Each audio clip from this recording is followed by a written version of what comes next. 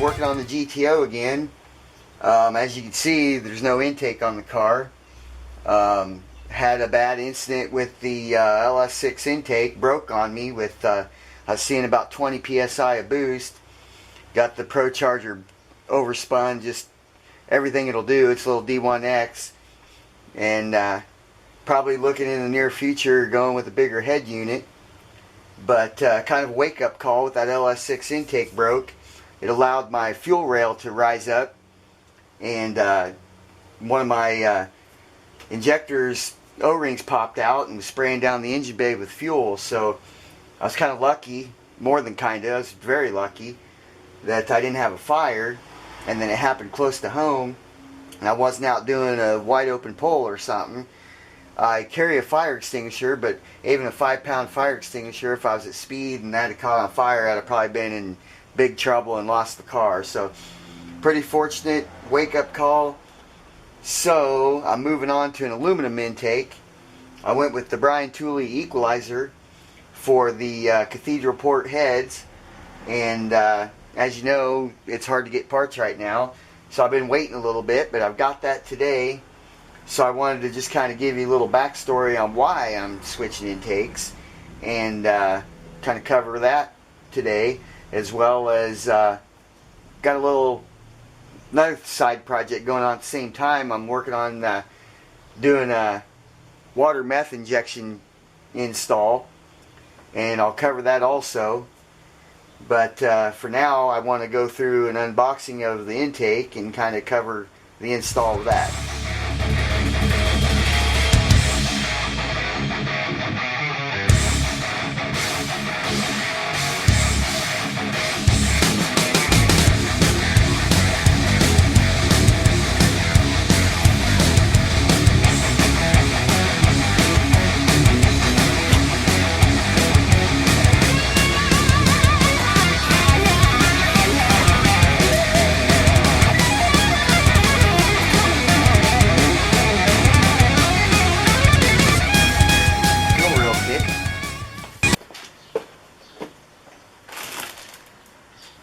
Some injector O-rings.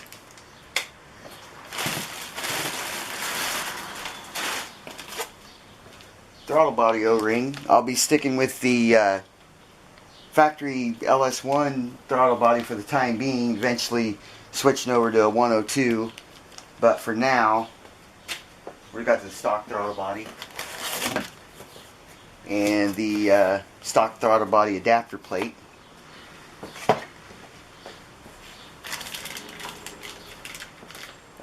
Fitting for my fuel rail that I needed, a 90.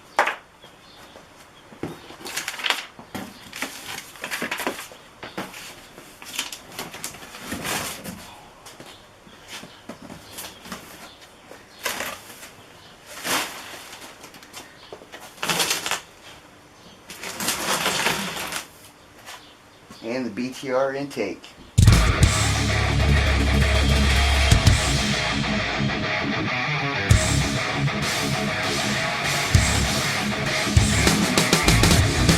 Well packed.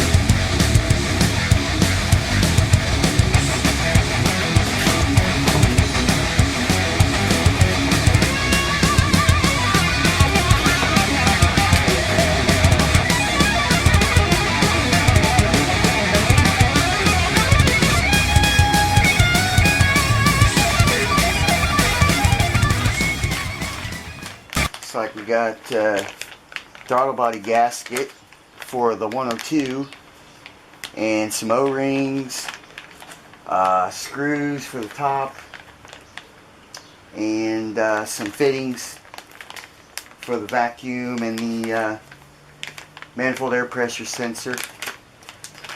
So yeah, happy to finally have it, and we'll get to work on the install. Okay, the first thing you had to do was remove a couple of the top screws to take the cover off and install the O-ring around the top to seal the top, and just cut it a hair long and push it in so it's sealed up tight, and then reinstall the cover with the torque specs and sequence provided in the instructions.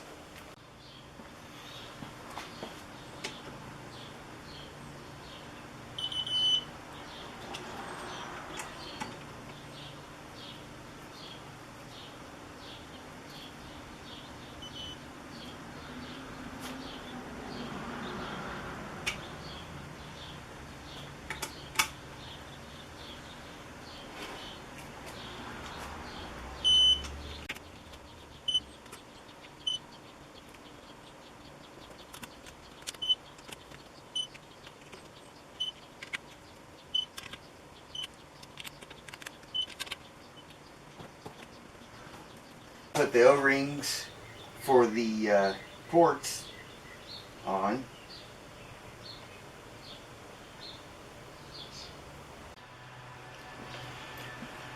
Once you get the top O-ring installed and the top torque down in sequence and install the O-rings for the ports, you can install the plugs or the barbs that you need in the front for the vacuum ports as well as the rear vacuum port. And I'm going to go ahead and use the LS1 sensor location for the map sensor, and it's installed. The other hole is not tapped or drilled all the way through for the LS3 style map, so I didn't have to bother with that.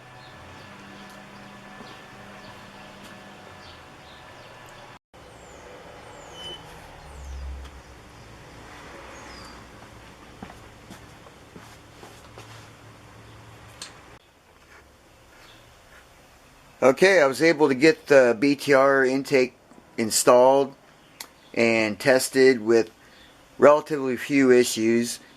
The only issue I had was actually related to the 4-bolt to 3-bolt throttle body adapter plate, because the countersunk bolts in the adapter didn't sit flush and was interfering with the throttle body getting a good seal. So I had to modify that, and that was really the major holdup of the whole thing. The fuel rails and intake installed real well. I did modify the throttle body bracket just so I couldn't get wide open throttle, and that's obviously not cool. So I modified that, got that fixed, and then while I was at it, I installed my methanol injection setup, and I don't know if you can see the pump down in there. I've got it mounted down there in the engine bay, and I'm using the windshield washer reservoir and just tapped the bottom of it. So I got a real short run of about a foot to the pump, and then to the check valve and right to the intake tube. Just a super simple, easy setup. And I put a toggle switch in so that I can shut it off if I want to, and I'm planning to do that when I first start tuning with the new intake, dialing the tune in on the street, just to see how much it affects my intake air temperatures and my fueling with and without the meth. So I want to make the tune where it's safe without it, but still use it to maybe gain a little bit of cooling. And I thought it was a good time to do that, as I went from a plastic intake to an aluminum intake where there might be a little bit of a heat soak issue or concern. Well, adding the meth should definitely help with that if it was any problem at all to begin with.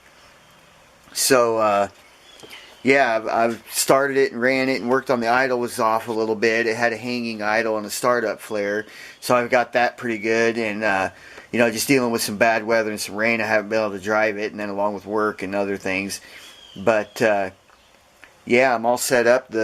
We tested the meth injection by putting pressure to the vacuum source to trigger the pressure signal, and spray into a bottle to get the pump to prime. And it took quite a bit to prime the pump, but then it works real good. So we're looking like we're ready to go as soon as I get some good weather and test this out and dial the tune in.